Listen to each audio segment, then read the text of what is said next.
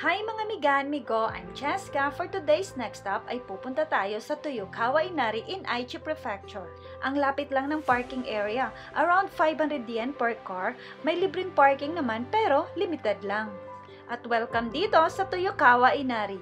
Consider pala ito as one of Japan's big three Inari temple. Kaya dinadayo ito na umaabot sa milyon na visitor every year. Itinatag pala itong Toyokawa Inari Temple noong 1441 pa. And according sa akong na-research, ang Toyokawa Inari ay serve as a both Buddhist and Shinto, kung saan dito sila nagwo-worship. Shinto pala ay isang Japanese religion noong unang panahon. Ito yung mga nagwo-worship sila sa kanilang ancestors or sa human spirit. Siyempre, nagpausok na kami dyan. It's only 100 yen. Ewan ko lang kung anong tawag sa Japanese neto. Sabi nga ng Hapon, pampawala daw sa mga sakit-sakit sa katawan. Pero sa amo sa Bisaya, ang tawag ani palina, jud ni ba? So nagpalina na mi. At ito na yung main temple na kung saan yung mga tao dito nagpipray. Pwede ka ring bumili ng omikochi. Ito yung mga random fortunes na sinusulat sa papel. Pwede mo siyang itali o pwede mo rin siyang iuwi sa bahay. At may mga honest store shops din dito. Ihuhulog mo lang yung pera. Tapos mamili ka lang kung anong gusto mo. At bumili na rin kami ng pagkain ng koi fish. Ayan, halatang hindi sila gutom.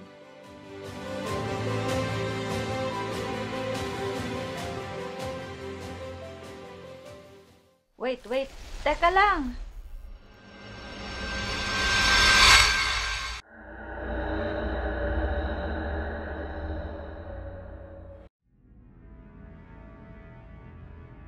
Bitaw mga amigo, medyo na-curious na pud mi ani nga lugar ba, kay namagod mi nakitaan sa internet, takini daw siya na lugar, daghan daw siya og mga spirits.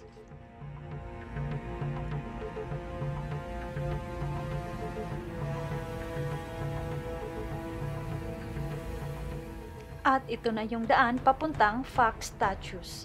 Kung napapansin nyo, ang dami-dami nila. Masasabi mong kakaiba nga talaga siya.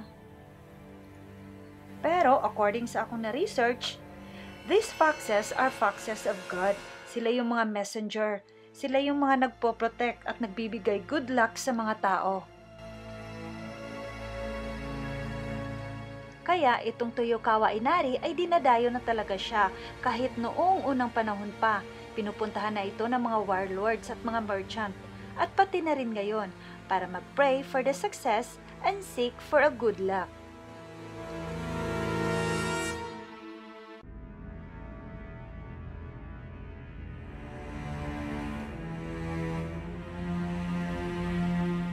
At umakyat na nga ako para mag-pray.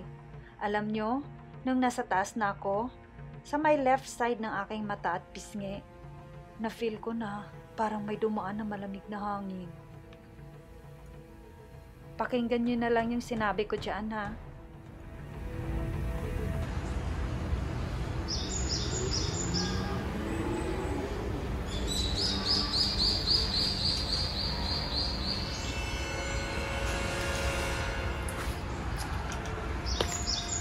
Iguubangan akong dali.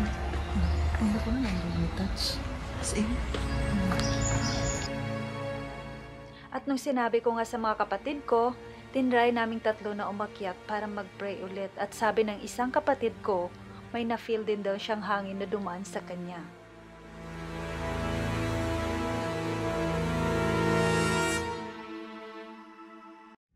Alam nyo, pinagpipray ko talaga na sana yung hangin na duman sa akin ay good spirit para for a good health, for a good luck, and protection.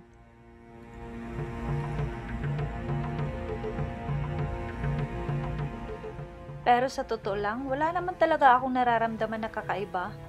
Medyo tahimik lang talaga siya at medyo kakaiba na lugar.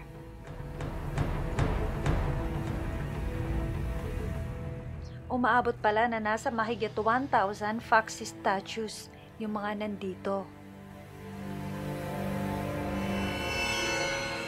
At ayon sa history, isang Buddhist priest named Kangan Gien had a vision na nakita daw niya ang God na nakaupo kasama ang white fox at sinabi sa kanya ang mga mahiwagang salita. At simula noon, nagpagawa na siya ng image na nakita niya sa kanyang vision and worship it as a protective god.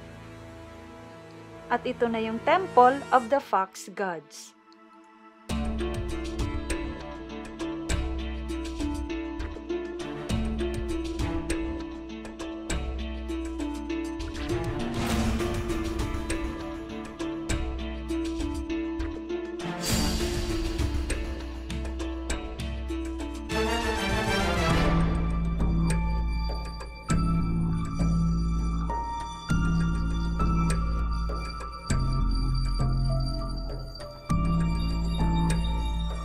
So, see you sa next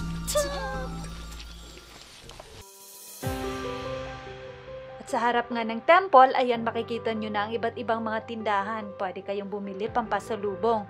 Bumili na nga kami.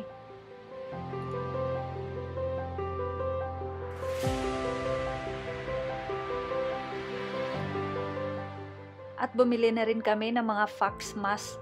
Wala, itry lang gud mo ay kung bagay ba patik-atik ka gud ay.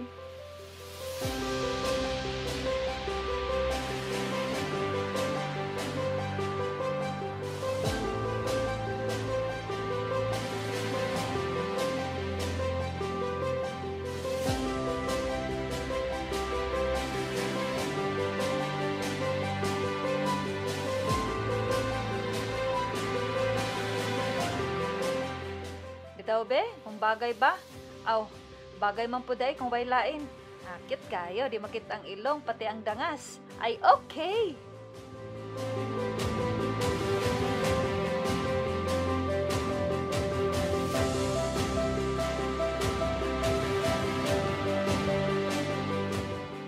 At nagutom na kami.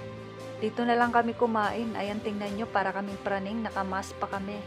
At hindi na nga namin na-videohan yung pagkain namin dahil gutom na kami dahil sobrang late na sa tagal naming nagvi-video doon. Thank you for watching guys. Again, see you again sa among next stop. Bye!